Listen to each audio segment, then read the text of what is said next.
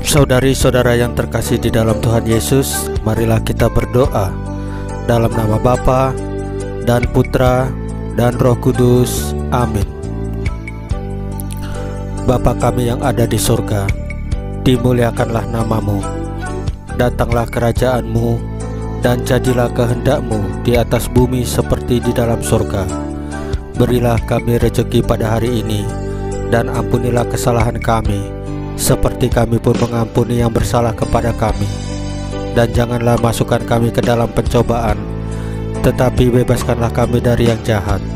Ya Tuhan Yesus, Tuhan dan Juru Selamat kami, terima kasih untuk penjagaan, pemeliharaan dan berkat-berkat-Mu pada hari kemarin bagi keluarga kami.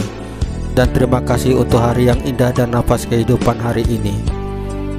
Ampunilah segala pikiran, perkataan, tindakan, perasaan ataupun kelalaian kami yang mengakibatkan dosa-dosa bagi kami karena tidak sesuai dengan firman-Mu. Ampunilah ya Tuhan Yesus dengan kerahiman-Mu, dan berikanlah kerinduan yang besar kepada kami untuk menyambut sakramen Maha Kudus, yaitu Engkau sendiri, baik dalam misa online ataupun misa offline. Ya Roh Kudus, hadirlah saat ini untuk memimpin dan membimbing kami dalam membaca firman Tuhan Yesus dan merenungkannya, sehingga kami dapat mengerti maknanya dan dapat kami laksanakan dalam hidup kami sehari-hari di tengah masyarakat kami. Amin. Dalam nama Bapa dan Putra dan Roh Kudus. Amin. Pembacaan Injil Matius pasal 18 ayat 21 sampai dengan 35 dengan perikop perumpamaan tentang pengampunan. Kemudian datanglah Petrus dan berkata kepada Yesus, "Tuhan, sampai berapa kali aku harus mengampuni saudaraku jika ia berbuat dosa terhadap aku? Sampai 7 kali?" Yesus berkata kepadanya, "Bukan, aku berkata kepadamu, bukan sampai 7 kali, melainkan sampai 70 kali 7 kali. Sebab hal kerajaan sorga seumpama seorang raja yang hendak mengadakan perhitungan dengan hambanya. Setelah ia mulai mengadakan perhitungan itu, dihadapkanlah kepadanya seorang yang berhutang 10.000 talenta. Tetapi karena orang itu tidak mampu melunaskan hutangnya, raja itu memerintahkan supaya ia dijual beserta anak istrinya dan segala miliknya untuk pembayar hutangnya. Maka sujudlah hamba itu menyembah dia, katanya, 'Sabarlah dahulu, segala hutangku akan kulunaskan.' Lalu tergeraklah hati raja itu oleh belas kasihan akan hamba itu, sehingga ia membebaskannya dan menghapuskan hutangnya. Tetapi ketika hamba itu keluar, ia bertemu dengan seorang hamba lain yang berhutang 100 dinar kepadanya. Ia menangkap dan mencekik kawannya itu, katanya, 'Bayar hutangmu.' Maka sujudlah kawannya itu dan memohon kepadanya, 'Sabarlah dahulu, hutangku itu akan kulunaskan.' Tetapi ia menolak dan menyerahkan kawannya itu ke dalam penjara sampai dilunaskannya hutangnya. Melihat hal itu, kawan-kawannya yang lain sangat sedih, lalu menyampaikan segala yang terjadi kepada tuan mereka. Raja itu menyuruh memanggil orang itu dan berkata kepadanya, 'Hai hamba yang jahat, seluruh hutangmu telah kuhapuskan karena engkau memohonkannya kepadaku. Bukankah engkau pun harus mengasihi kawanmu seperti aku telah mengasihi engkau?'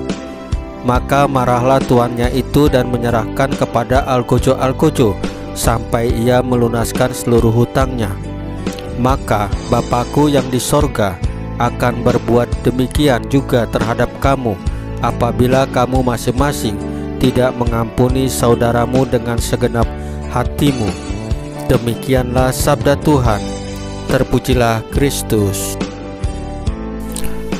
Saudari-saudara yang terkasih di dalam Tuhan Yesus, Allah itu memberi ketetapan dan peraturan agar kita tumbuh dalam kebijaksanaan. Semua itu diberikan untuk kebaikan dan kesejahteraan manusia.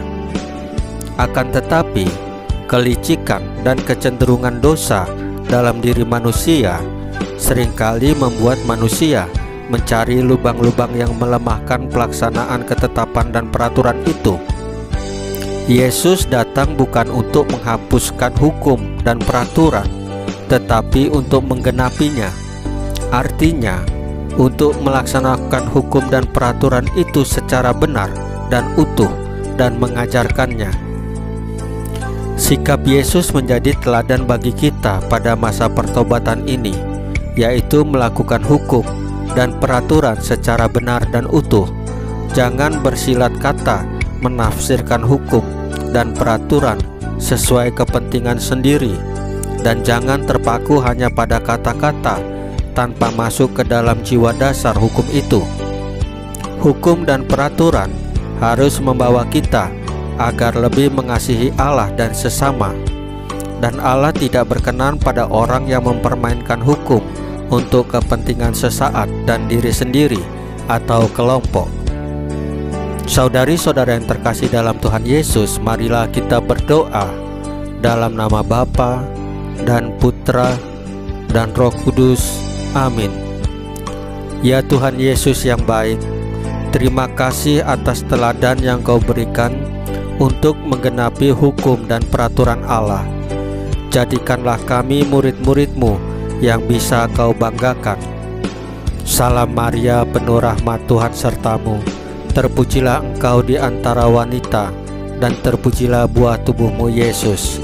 Santa Maria Bunda Allah, doakanlah kami yang berdosa ini, sekarang dan waktu kami mati.